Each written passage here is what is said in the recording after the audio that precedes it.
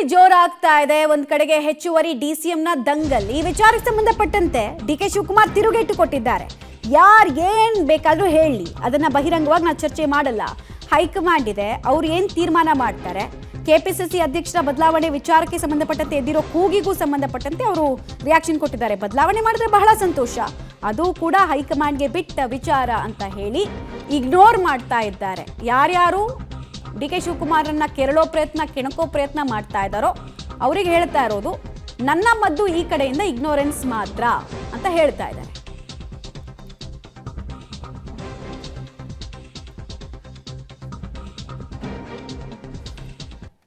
ಸುಮಾರು ಡಿಸಿಎಂ ಅಂತ ಎಲ್ಲ ಮಾತಾಡಕ್ಕೆ ಸ್ಟಾರ್ಟ್ ಮಾಡಿಲ್ಲ. ಪೇಪರಲ್ಲಿ ಮಾತಾಡೋರೆಲ್ಲ ಹೋಗಲ್ಲ, ಹೈಕಮಾಂಡ್ ಅಲ್ಲಿ ಮಾತಾಡ್ಕೊಂಡು ಅವರೆಲ್ಲ ಪರಿಹಾರ ತಗೊಂಡು ಬರಲಿ. ಏನೇನು ಬೇಕು ಪರಿಹಾರ ಯಾರು ಬೇಕಾದ್ರೂ ತಗೊಳ್ಳಿ.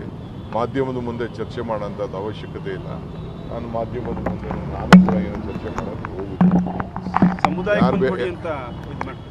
ಯಾರು ಏನು ಬೇಕಾದ್ರೂ ಪರಿಹಾರ ಹುಡ್ಕೊಂಡು ಬರಲಿ, ಯಾರು ಬೇಡ ಅಂತಂದ್ರೆ. ಅದಕ್ಕೆಂದ ಇದು ಪ್ರೆಸ್ ಅಲ್ಲ, ಪೇಪರ್. ನೀವು ಟಿವಿಯವರು ಪೇಪರ್ ಅವರು ಇದಕ್ಕೆ ಪರಿಹಾರ ಕೊಡೋದಿಲ್ಲ, ನೀವು ಪ್ರಚಾರ ಕೊಡ್ತೀರಷ್ಟೇ. ಸುಮಾರು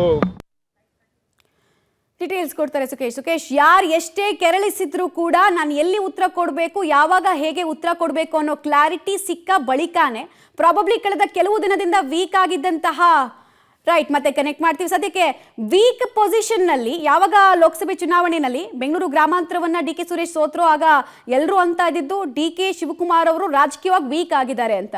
ಡೀಟೇಲ್ಸ್ ಕೊಡ್ತಾರೆ ಸುಖೇಶ್. ಎಲೆಕ್ಷನ್ ರಿಸಲ್ಟ್ ಬಂದ ಬಳಿಕ ಡಿ ಕೆ ಶಿವಕುಮಾರ್ ಅವರು ಬಹಳ ವೀಕ್ ಆಗಿದ್ದಾರೆ ಅಂತ ಹೇಳಿ ಅವ್ರನ್ನ ಕೆರಳಿಸೋ ಹಾಗೂ ಅವರ ಅಧಿಕಾರವನ್ನ ಕುಗ್ಗಿಸುವಂತಹ ಪ್ರಯತ್ನದ ಭಾಗವಾಗಿ ಹೆಚ್ಚುವರಿ ಡಿಸಿಎಂ ಕೂಗನ್ನ ಎತ್ತಲಾಗಿತ್ತು. ಬಟ್ ಅವ್ರು ಯಾರು ಎಷ್ಟೇ ಪ್ರಯತ್ನಗಳನ್ನ ಮಾಡಿದ್ರು ಕೂಡ ನಾನು ಜಗ್ಗಲ್ಲ ಬಗ್ಗಲ್ಲ ಅನ್ನೋ ಸಂದೇಶವನ್ನ ಈ ಮೂಲಕ ಕೊಟ್ಟಿದ್ದಾರೆ ಅಂತ. ಖಂಡಿತ ಮತ್ತು ಅದು ಒಂದು ರಾಜಕಾರಣದ ಒಂದು ಭಾಗ. ಯಾಕಂದರೆ ಫಲಿತಾಂಶದ ನಂತರದಲ್ಲಿ ಶುರುವಾದಂಥದ್ದು ಸಚಿವರುಗಳ ಹೇಳಿಕೆಗಳು, ಹೆಚ್ಚುವರಿ ಉಪಮುಖ್ಯಮಂತ್ರಿ ಹುದ್ದೆ ಸೃಷ್ಟಿಯ ವಿಚಾರಕ್ಕೆ. ಯಾಕಂದರೆ ಯಾರು ಏನೇ ಹೇಳಿದ್ರು ಕೂಡ ಅಂತಿಮವಾಗಿ ತೀರ್ಮಾನ ಆಗಬೇಕಾಗಿರುವಂಥದ್ದು ದೆಹಲಿಯ ಅಂಗಳದಲ್ಲಿ, ಹೈಕಮಾಂಡ್ ಅಂಗಳದಲ್ಲಿ. ಜೊತೆಗೆ CM ಮತ್ತು DCM ಆಯ್ಕೆಯ ಸಂದರ್ಭದಲ್ಲಿ ಸಿದ್ದರಾಮಯ್ಯ ಮತ್ತು ಡಿ ಕೆ ಶಿವಕುಮಾರ್ ಅವರಿಗೆ ಹೈಕಮಾಂಡ್ ಮುಂದೆ ಆದಂಥ ಒಪ್ಪಂದ ಏನು ಅನ್ನುವಂಥದ್ದು, ಅದನ್ನೇ DCM ಬಣದವರು ಕ್ಲೈಮ್ ಮಾಡ್ತಾ ಇರೋದು. ಒಂದೇ DCM ಇರುತ್ತೆ, ಹೆಚ್ಚುವರಿ DCM ಇರಲ್ಲ ಅನ್ನೋ ಭರವಸೆ ಮೇಲೆ ಅವರು DCM ಸ್ಥಾನಕ್ಕೆ ಒಪ್ಪಿಕೊಂಡಿದ್ರು ಅನ್ನುವಂಥದ್ದು ಡಿ ಕೆ ಶಿವಕುಮಾರ್ ಅವರ ಬಣದ ಅಭಿಪ್ರಾಯ ಮತ್ತು ವಾದಗಳಿರುವಂಥದ್ದು. ಹಾಗಾಗಿ ಸಹಜವಾಗಿ ಅದೇನು ಆಗಲ್ಲ ಅನ್ನುವಂಥ ಲೆಕ್ಕಾಚಾರ ಇದ್ದರೂ ಕೂಡ ಎಲ್ಲೊಂದು ಕಡೆ ಸಿದ್ದರಾಮಯ್ಯ ಬೆಂಬಲಿತರಾಗಿರುವಂಥ ಸಚಿವರುಗಳು ಪದೇ ಪದೇ DCM ಹೇಳಿಕೆಯನ್ನು ಕೊಡ್ತಾ ಇರುವಂಥದ್ದನ್ನ ಕೌಂಟ್ರ್ ಮಾಡಲಿಕ್ಕೆ ಒಂದು ಸಮಯವನ್ನು ಕಾಯ್ತಾ ಇದ್ರ ಅನ್ನುವಂಥದ್ದು. ಇವತ್ತಿನ ಹೇಳಿಕೆ, ಸ್ವಾಮೀಜಿಯವರ ಹೇಳಿಕೆ ಅದಕ್ಕೆ ಕೌಂಟ್ರ್ ಆಯ್ತಾ? ಯಾಕಂದರೆ ಇದು ಕೇವಲ DCM ಫೈಟ್ ಅಲ್ಲ, ಇದು CM ಸ್ಥಾನದ ಕದನವಿದೆ ಅನ್ನುವಂಥ ಸಂದೇಶವನ್ನು ರವಾನಿಸುವ ನಿಟ್ಟಿನಲ್ಲಿ ಇದು ಯಶಸ್ವಿ ಆಯಿತಾ ಅನ್ನುವಂಥದ್ದು ಕೂಡ ಪ್ರಶ್ನೆ. ಆದರೆ ಹೇಳಿದ್ದು ಸಮುದಾಯದ ಸ್ವಾಮೀಜಿ ಆಗಿದ್ದರಿಂದ ಸಹಜವಾಗಿ ರಾಜಕೀಯವಾಗಿ ದೊಡ್ಡ ಮಟ್ಟದಲ್ಲಿ ವಿರೋಧಿ ಹೇಳಿಕೆಗಳನ್ನ ಕೊಡುವುದು ಕೂಡ ಒಂದು ಸ್ವಲ್ಪ ರೀತಿಯ ಸಂಕಷ್ಟದ ವಿಚಾರವೇ.